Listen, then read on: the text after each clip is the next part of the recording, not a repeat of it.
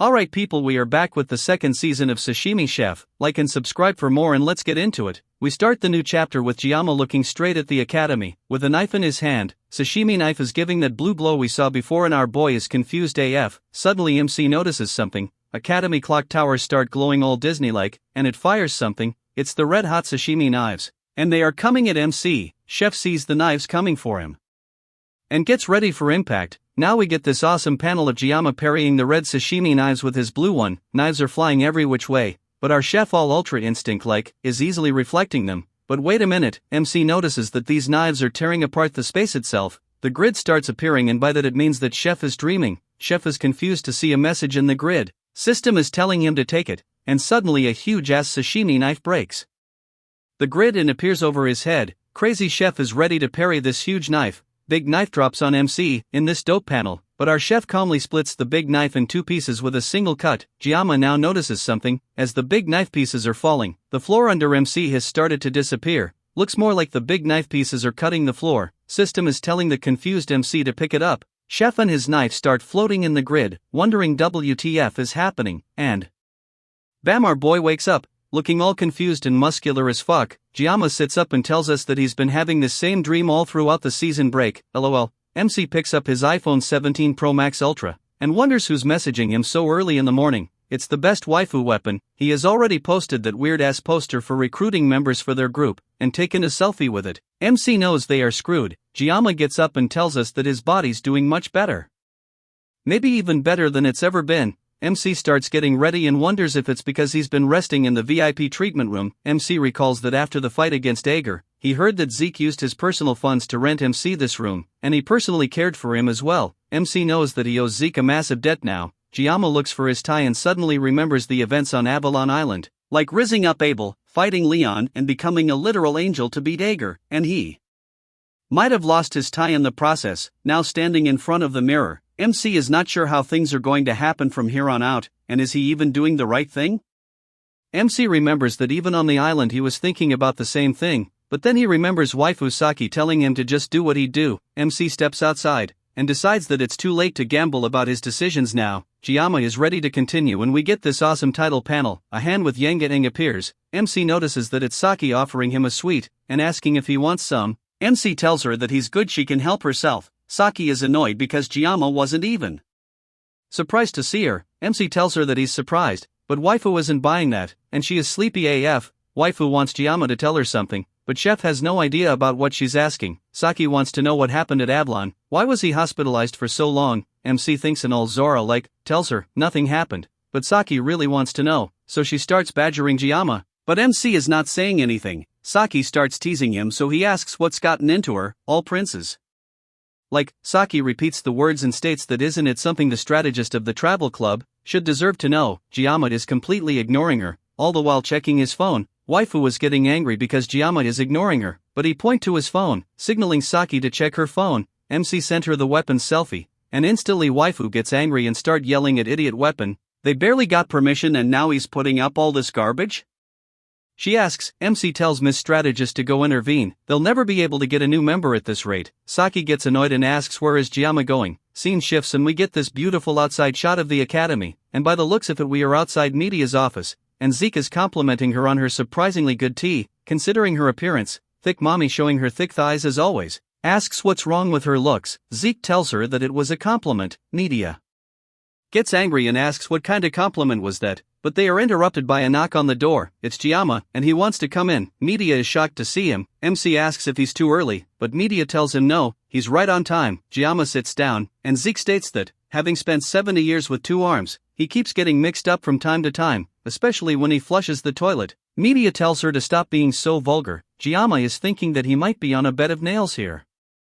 All worried now, Media looks at Giamma, and she states that she heard from Zeke that MC took down the 5th General, Ager. MC is speechless and thinks that it's in his memory and he can't deny that it happened, but he doesn't feel very aware of that moment. It's like it all happened in a dream. Media apologizes, she knows MC just recovered. It's alright, Giamma tells her. Still Media finds it hard to believe. Of course she knows that Zeke and Giamma would never lie. Zeke utters that it is the truth. He was there for the fight against Ager, but it was really just Giamma's doing. Zeke now apologizes for hiding information about Avalon Island. he had no choice but to stand by. Zeke is sure that the demons must have sensed the disturbance by now, that no mere human can stand against a demonoid of the general level currently. He doesn't know how Ager made it to the human realm, but their actions had a clear motive, as if it was to prevent something. Media gets scared on hearing this. Zeke picks up his tea and states that things will only get worse if they stay put. Demons are compulsive yet sly. He predicts that within a few years, they'll be back at war with them. A war incomparable to what happened 50 years ago. MC thinks that if they account that they slayed Ager, the demons might use that as a reason to attack. It's thanks to Zeke keeping quiet that they haven't been able to respond. MC understands that Sword Emperor is truly deserving of the respect of the human race. Zeke looks towards MC and tells him that he prepared this meeting today to say that he is no longer able to fight on the front lines. Hearing this, Media get all angry and gets to screams at Zeke, asking what is up with him? Is he really going to be so depressed over an arm? With a glow in his eyes, Zeke quotes, "We raise true heroes so we can pass down a better era." Media realizes that it's the Academy's or the hero's motto. Zeke reminds her that this is the very reason she is the dean of this academy. Media gets quiet and turns around. There's pin-drop silence in the room and Media gets that all-serious Detective Conan-like glow in her glasses. Zeke now tells us that he plans to step down from the 7 stars soon.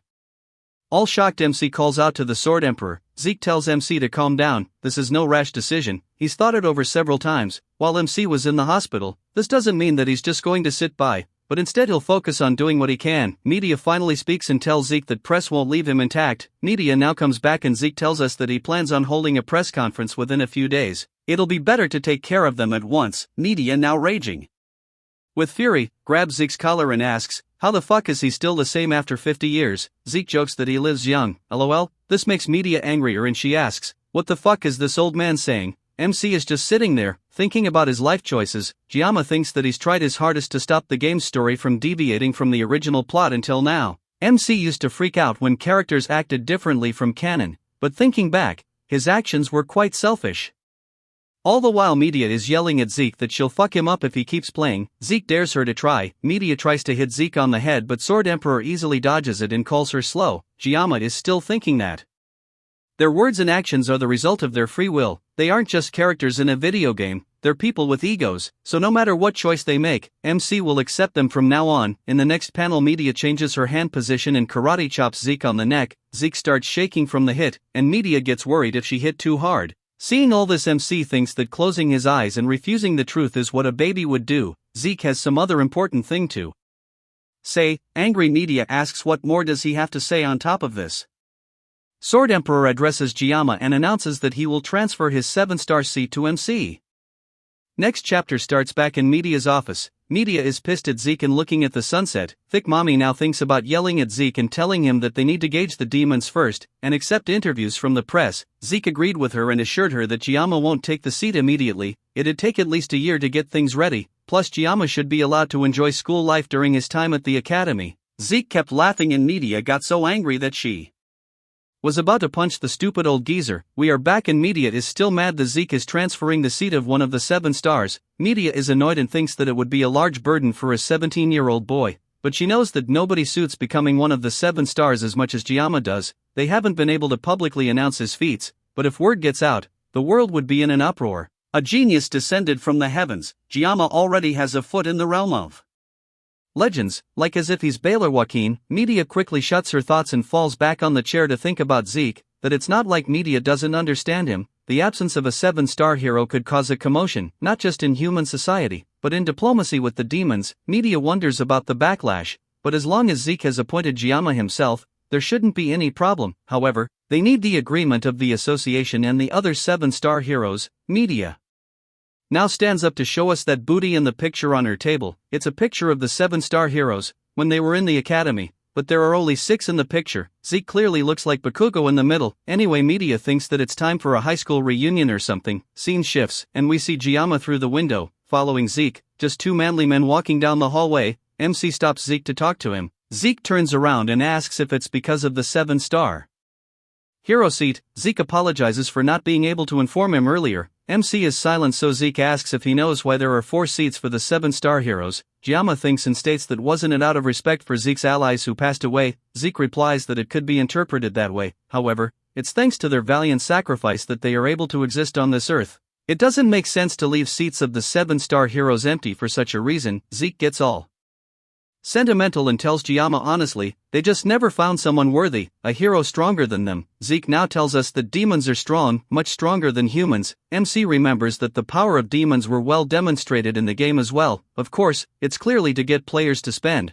But the reason Blessing of Miracle Mobile was such a hard game was because of the crazy base stat lines of demons. If a full-on march of demons were to occur, all of humanity, who severely outnumber the demons, would go extinct in half a year. Zeke tells MC that they can only converse or negotiate on equal terms if they have the power. MC asks what does that have to do with leaving 3 seats empty. All serious, Zeke tells him that mediocre power is worse than none. Now MC realizes that if a 7-star hero were to fall to a mere demonic beast, humanity would be fucked. Zeke continues that these positions aren't just positions of glory, as their duty is to keep the demons at bay and represent the might of humanity. It comes with great responsibilities, although even that has lost meaning now. People have begun to use the name of the 7 stars as a form of political power, ruling the nation using the name of the 7-star heroes. A prime minister that has served 40 years is essentially a dictator, and now we are told that the prime minister of Japan, Absolute Boss Saki Kojima, father of our waifu, was a dictator. MC remembers that this prime minister is a strange man. He never appeared outside of being mentioned in the game, and Saki has never talked about her family here either. Even Chloe brings up her family time to time. MC remembers Saki telling him that she hates the 7-star heroes. Jiyama understands what Zeke means, but that was not his question. MC asks why is it him, and so they just stare at each other. Zeke asks if MC is acting daft, or is he actually daft? Oh, this got serious. Zeke continues that he's passing down his seat to Jiyama is because our chef is stronger than him, by a large margin. MC now thinks that it was truly him who pushed Ager to the brink of death, but he wonders if that truly was his own power, and so Jiyama just stares at the Sword Emperor. Zeke states that he had some questions about MC for some time, however, he has his question answered now. Jiyama's power seems to have a time limit.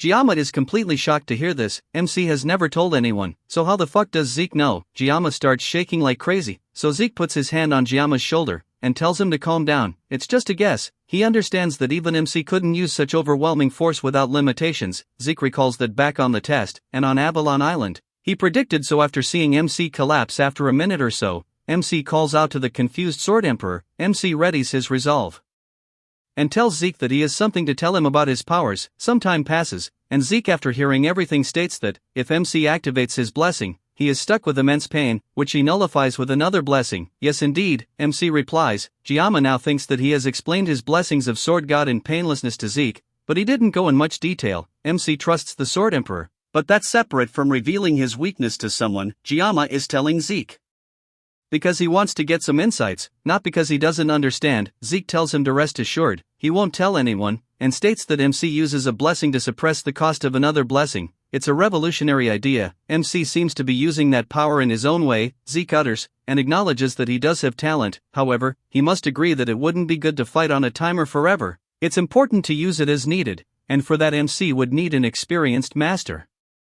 And Zeke is in need of a talented disciple. Jiyama is confused to hear this. Zeke turns around to leave and tells Jiyama that he has picked him as his successor, so it's his duty to pass on his knowledge. Sword Emperor is retiring, but he doesn't want to just lie around. Zeke remembers something and gives Jiyama his tie back. Waifu Abel told him to give it to Jiyama. MC remembers now. Zeke tells him that he'll call him once the things are sorted. Until then, he should enjoy his academy life.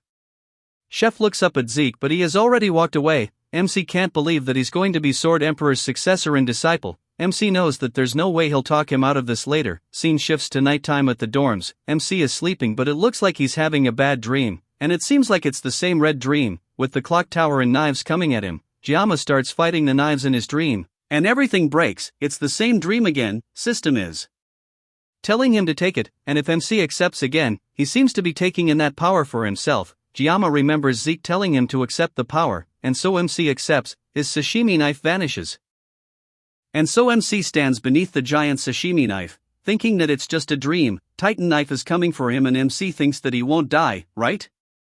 And bam! The knife hits him like a mofo. It hurt and MC starts coughing blood. His eyes immediately start going dark, and just like that Jiyama awakens his Sharingan. Just kidding, but they do go full dark. Jiyama takes in the full blast, tearing his dream shirt and completely getting fucked. Fire starts swirling around and the big knife vanishes. Jiyama gets his Orochi tattoos back, and his hair become even more white. MC gets on the floor and starts noticing these changes on his body. This seems very similar to his island form. Darkness from his eyes start to reduce and blue aura appears around him, and suddenly all this blue aura appears behind MC. Aura speaks, "Nice to see you again." All scared MC turns around noticing that, this blue aura more like blue lightning flame is the GM. Oh boy, things getting interesting, more chapters are out and I'm working on them, so I'll see you in the next one.